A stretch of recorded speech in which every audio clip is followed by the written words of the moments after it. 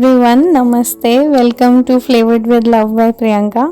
एक नई सुबह की शुरुआत कर रही हूँ मैं, और आप बिलीव नहीं करोगे, अभी अगस्त है और ऑलमोस्ट 7 बज चुके हैं और ठंड का माहौल वापस आता जा रहा है इतनी जल्दी। यहाँ पे बहुत जल्दी ठंड आने वाली है, ऐसी सी फीलिंग आने लग गई है। एकदम 7 बजे के आसपास भी इतना ठंडा ठंडा फील हो रहा है। आज काफ़ी हवा भी चल रही थी and temperature was about 19 degrees only. I can't imagine कि बस अब कुछ ही दिनों में ये सब प्यारे प्यारे फूल और पौधे इस साल के लिए बाय बाय कहना पड़ेगा इनको। I can't imagine, last year it was really hard for me to say good bye to my plants, और इस साल फिर से इतने अच्छे हो गए हैं ये। और फिर विंटर आते ही most of them, specially the flowering plants, will go and then next year I will have to grow them again from the start. But anyways, that is the harsh truth of life कि रात के बाद सुबह और सर्दियों के बाद गर्मियाँ फिर से आती हैं। तो there is always a ray of light waiting for us. मैंने कुछ दिनों पहले ना अमेज़न से एक कास्ट आयरन का वॉफल मेकर ऑर्डर किया था। सोच रही हूँ आज इसको खोल ही लेती हूँ। इसे आए हुए कुछ 3-4 दिन हो गए हैं और बस ये रखा ही हुआ था। एक्चुअली मैं जिससे वॉफल्स बनाती थी उसका प्लेट जो है नॉन स्टिक है, और मुझे अच्छा नहीं लगता नॉन स्टिक यूज़ करना, क्योंकि नॉन स्टिक चाहे वो कितनी भी अच्छी कोटिंग हो, कितनी भी गारंटी दे रही हो ब्रांड, फिर भी non stick coating non stick ही होती है और वो हमारी हेल्थ के लिए बिल्कुल अच्छी नहीं है। ज़रा सा भी अगर उसमें स्क्रैच आ जाए तो कोटिंग जो है हीट के साथ मेल्ट हो के हमारे खाने में मिक्स हो जाती है, वो हमारी बॉडी के लिए बिल्कुल अच्छी नहीं है। These are all artificial and forever chemicals that we need to get rid of in our life। तो मैं सोच रही थी कि ढूंढती हूँ कास्ट आयरन का। फिर मुझे ये स्टोव टॉप वाला मॉडल मिला है। इसमें बच्चों ने पसंद करके ये हार्ट शेप वाले वॉफल्स को पसंद किया है। इसमें नॉर्मल स्क्वायर और सर्कुलर शेप के भी थे। मुझे लग रहा है कि इससे वॉफल बनाना थोड़ा ट्रिकी तो होगा, बट जैसे कि कास्ट आयरन यूटेंसिल्स की आदत हो जाती है, इसकी भी हो जाएगी धीरे धीरे।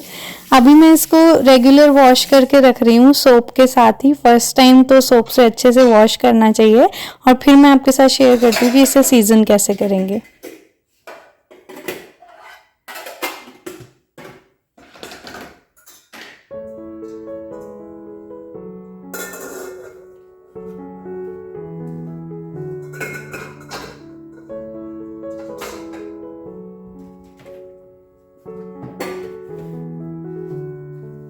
वॉश करके एक बार इसे अच्छे से ड्राई कर लेंगे, बट क्योंकि इसमें बहुत सारे ग्रूव्स हैं ना, ये अच्छे से ड्राई ऐसे नहीं हो रहा था। तो कास्ट आयरन ऑब्वियसली आयरन है, तो अगर वो गीला रह जाएगा तो रस्ट करेगा। इसलिए अगर आप सीजनिंग हमेशा नहीं भी कर रहे हो तो इसे हमेशा गैस पर ही इस तरह से फ्लेम पे सुखा के स्टोर करना चाहिए। आज तो ये फर्स्ट टाइम नया पैन आया, तो मैं इसे अभी सीजन करने वाली हूँ ऑयल से, लेकिन ऑयल लगाने से पहले एक बार इसे अच्छे से ड्राई कर लूँगी। ड्राई होने के बाद मैं आज इसमें कुछ ड्रॉप्स मस्टर्ड ऑयल की लगा रही हूँ। कोई भी हाई स्मोकिंग पॉइंट वाला ऑयल आप इसके लिए यूज़ कर सकते हो। घी भी यूज़ कर सकते हो, मस्टर्ड ऑयल भी, या एवोकाडो ऑयल भी अच्छा रहता है अगर आप हाई स्मोकिंग पॉइंट वाला ऑयल यूज़ करें। और उसके बाद फिर से इसे एक बार फ्लेम पे रख देंगे, और जब तक धुआं ना निकल जाए ना, एकदम ऑयल जल ना जाए जब तक सारा, तब तक इसे फ्लेम पर गर्म होने देंगे पैन को। क्योंकि आयरन के जो बर्तन है वो थोड़े से थिक होते हैं, तो उन्हें गर्म होने में भी उतना ही टाइम लगता है। अच्छे से ऑयलिंग करके पैन के दोनों साइड्स को मैं फ्लेम पर रख दूंगी, और रखने के बाद मैं हैंडल पे भी थोड़ा थोड़ा ऑयल ब्रश कर रही हूँ ताकि सब जगह से सीजनिंग अच्छे से हो जाए गर्म होते होते। अब इसको तब तक के लिए छोड़ देंगे जब तक ये अच्छे से स्मोक ना हो जाए, और साथ ही मैंने चिमनी भी ऑन कर दी है।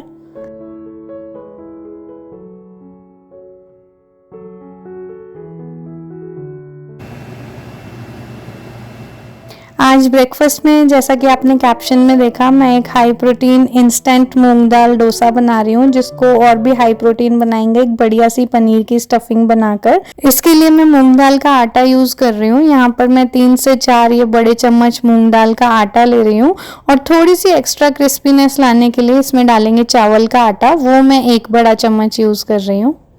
आप चाहो तो मूंग दाल को सोक करके भी बना सकते हो सुबह पीसकर, या फर्मेंटेशन का टाइम देने का टाइम हो तो और भी अच्छा, वो गट के लिए और भी अच्छा है। लेकिन कभी कभी हम सभी को कुछ ना कुछ ऐसी रेसिपीज चाहिए होती हैं जो इंस्टेंट हो, जब अगर कभी हम कुछ सोक करना भूल जाएं या हमारे पास टाइम की कमी हो तो काम आ सकें। ऐसे टाइम में एक हेल्दी ऑल्टरनेटिव है ये मूंग दाल का आटा। ये मैं आजकल किचन में हमेशा रखती हूँ।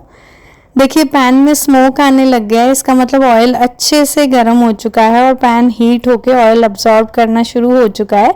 अब मैंने दोनों साइड की फ्लेम बंद कर दिया और थोड़ा सा ठंडा करके इनको रखेंगे। यहाँ मैंने 3 से 4 लेडल्स मूंग दाल के आटे में 1 लेडल मिलाया है चावल का आटा क्रिस्पी डोसा बनाने के लिए, और अब इसे अच्छे से हाइड्रेट करके रख दूंगी। डोसा बैटर की कंसिस्टेंसी लाने जितना ही पानी डाल रही हूँ मैं, लगभग आधा कप से 1 कप के करीब इसमें पानी जाएगा, ये कंसिस्टेंसी रहेगी इसकी। इसको पहले ही मिक्स करके रख रही हूँ थोड़ी देर के लिए, आधे पौने घंटे के लिए, ताकि फ्लावर जो है वो अच्छे से हाइड्रेट हो जाए। चलिए मैं दिखाती हूँ आपको आज का पीआर। तो आज का पीआर है फ्रॉम द ब्रांड ऑलनी। इन्होंने पहले भी मेरे साथ कोलैबोरेट किया है। Already shown to you there 2 types of lights earlier, I think before Christmas मैंने आपको दिखाई थी, and they are still going strong. हमने लगा के रखी है as a decoration in the house, कभी कभी मन करता है तो ऑन कर लेते हैं। Those lights are still working perfectly fine. आज उन्होंने मेरे पास भेजी है ये 120 feet long outdoor light. I have already installed it outdoor in my front yard. Installation was also not very difficult. They have given special hooks to attach behind each bulb. तो चलिए देर नहीं करते हैं, देखते हैं डायरेक्टली कैसी लग रही है बाहर ये लाइट लग के, और क्या क्या है इसकी स्पेशलिटीज। दोस्तों, this light is 120 feet long. It comes with 60 LED bulbs and they've also sent 2 spare bulbs for replacement later on. All of these bulbs are made with anti-drop plastic, which makes it shatterproof, windproof, rainproof as well as sunproof. I can say that it is a pretty strong light and I'm sure it is going to last the whole festive season.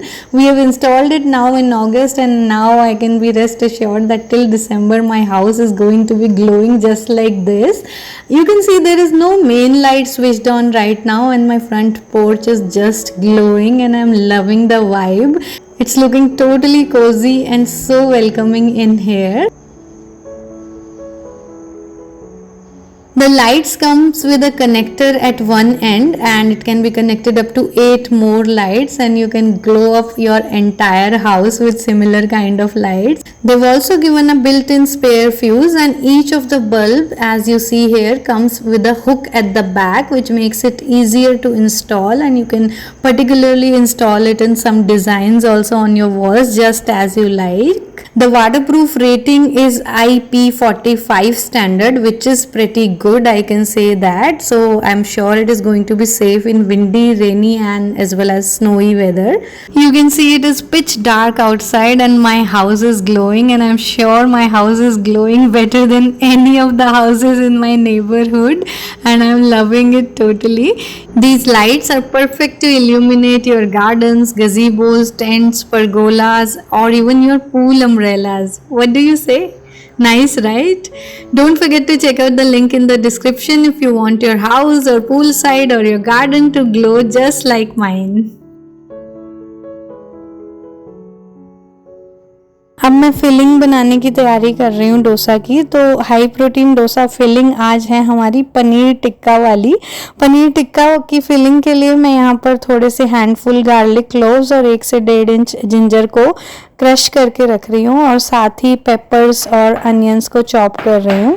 लंबा लंबा पतला पतला stripes में cut करेंगे ताकि जब हम इनको रोल्स में फिल करें तो ये ज़्यादा छोटे और मोटे टुकड़े ना हो, लंबे और पतले टुकड़े रोल की शेप के हिसाब से कट कर रही हूँ मैं। इसी तरह से पनीर की भी लंबी लंबी स्ट्राइप्स ही कट कर रही हूँ ताकि रोल में रखना भी आसान हो और रोल को रोल करना भी, डोसा रोल को। आज मैं आधा ही पनीर का बैग यूज़ कर रही हूँ, तो आधे पनीर को स्टोर करने के लिए इस तरह से पानी के अंदर एयर टाइट बॉक्स में रख दूंगी और अब इस बॉक्स को मैं फ्रिज में रखने वाली हूँ। ये पनीर को स्टोर करने का सो फार बेस्ट तरीका है। इस तरह से पनीर और टोफू दोनों ही खूब फ्रेश रहते हैं 7-8 दिनों तक।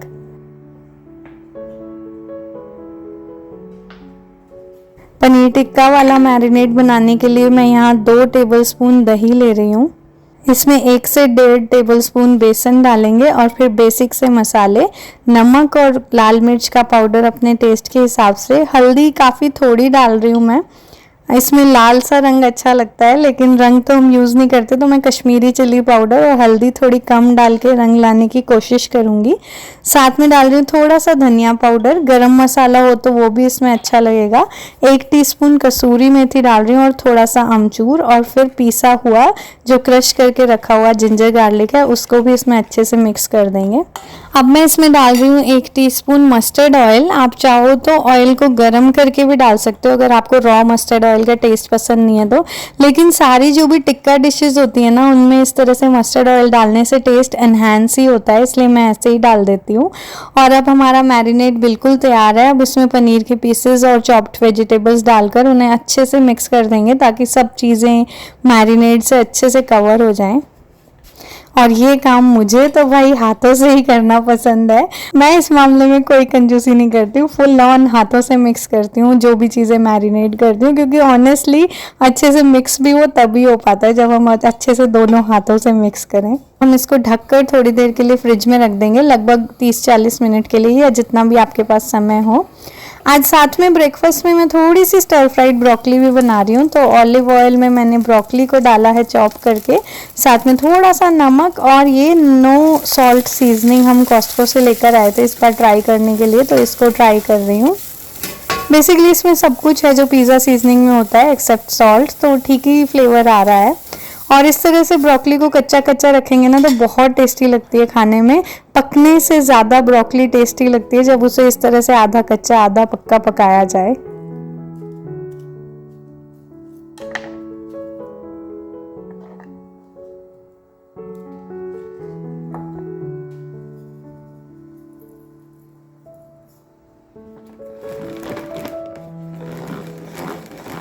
साथ ही भाई पनीर टिक्का वाली फीलिंग बन रही है, तो उस तरह से एक चटनी तो बनती ही है साथ में। तो यहाँ मैंने थोड़ा सा ना फ्रेश कोरिएंडर धो के रख लिया है, 1 कप के करीब कोरिएंडर लीव्स हैं, साथ में थोड़ी सी गार्डन से लाई हुई हैंडफुल जितनी फ्रेश मिंट लीव्स हैं, इन्हें भी मैं डाल दूंगी चटनी में।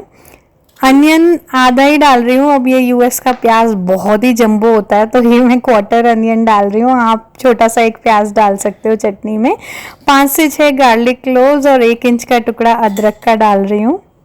आज दही वाली चटनी बनाएंगे, मिंट और दही वाली चटनी काफ़ी टेस्टी लगती है, और मेरी मम्मी ना जब भी दही वाली चटनी बनाती है तो उसमें जीरा ज़रूर डालती है और वो काफ़ी टेस्टी बनती है।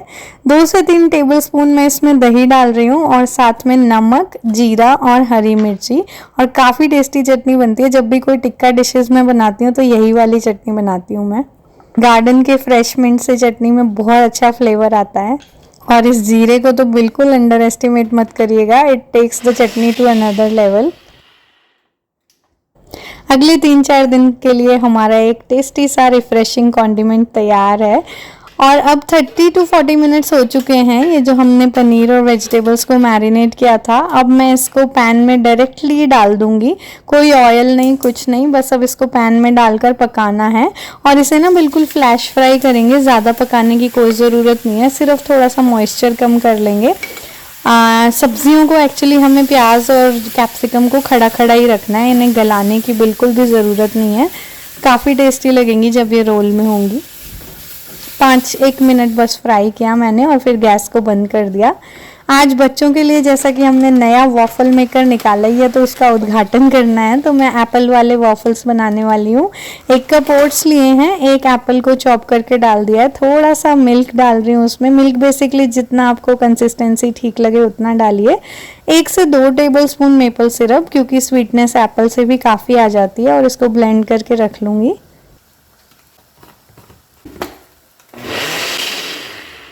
इस तरह से कंसिस्टेंसी होनी चाहिए। एक्चुअली ओट्स अभी थोड़ा सा और ड्राई भी हो जाएंगे थोड़ी देर में जब तक वॉफल्स बनेंगे।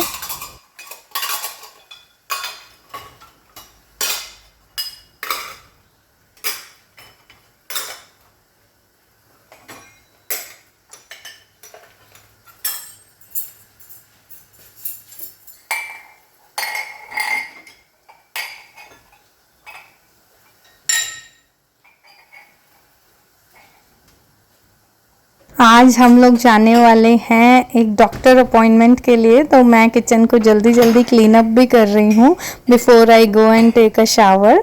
बच्चों को भी शावर दे के जल्दी जल्दी ब्रेकफास्ट कराना है because it's early morning appointment.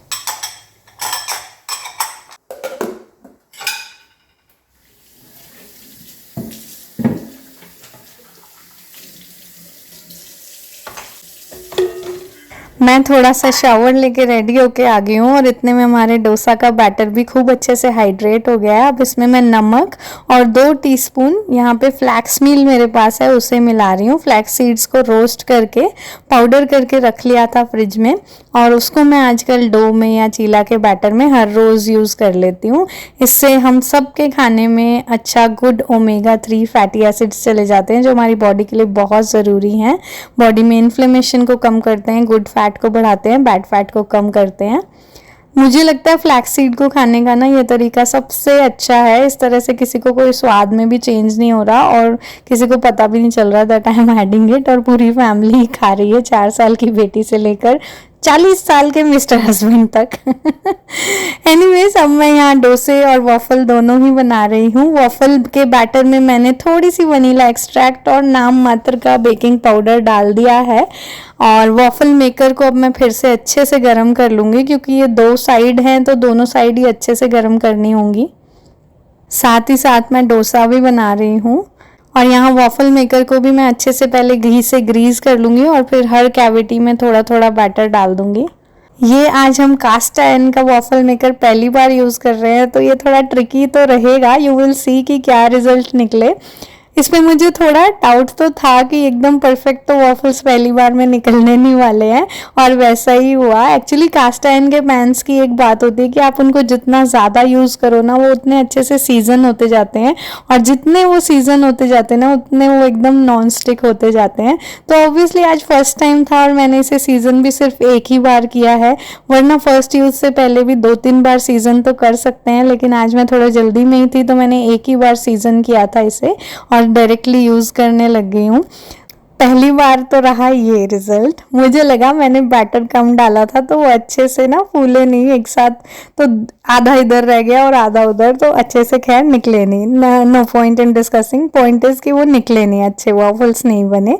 मैंने सोचा कोई गल नहीं जी, एक और बारी ट्राई कर लेने, तो एक और बारी ट्राई किया मैंने और इस बार मैंने थोड़ा सा 1-1 चम्मच से ज़्यादा बैटर डाला था, 1-1 की बजाय 1.5 हर कैविटी में, टेबल स्पून जिससे खाना खाते हैं वो वाला, उतना उतना बैटर डाला था।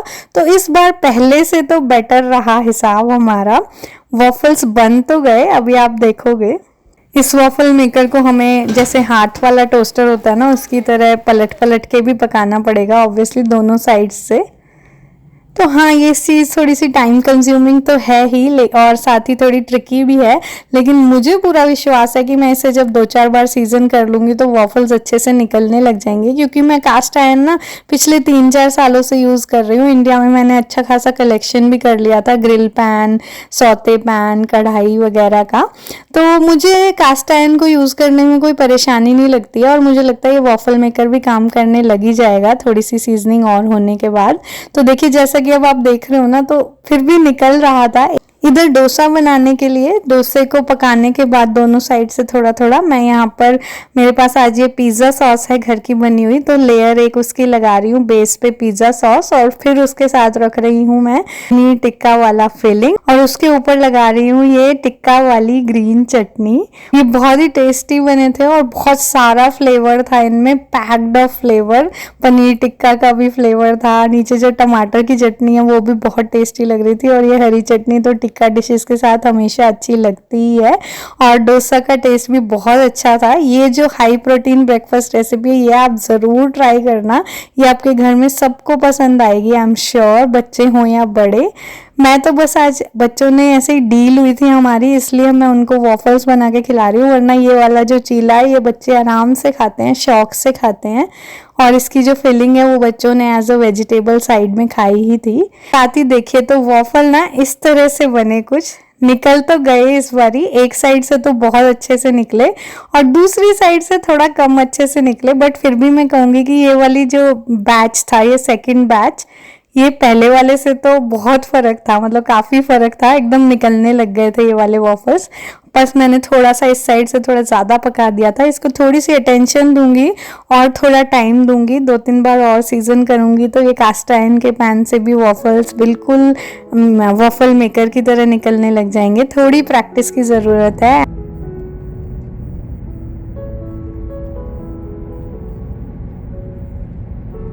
और अपना ब्रेकफास्ट करके हम निकल गए थे अपनी डॉक्टर अपॉइंटमेंट के लिए। और आज का मौसम बहुत ही अच्छा लग रहा था गाड़ी के अंदर बैठकर, तो आप भी थोड़ा सा नज़ारा लीजिए।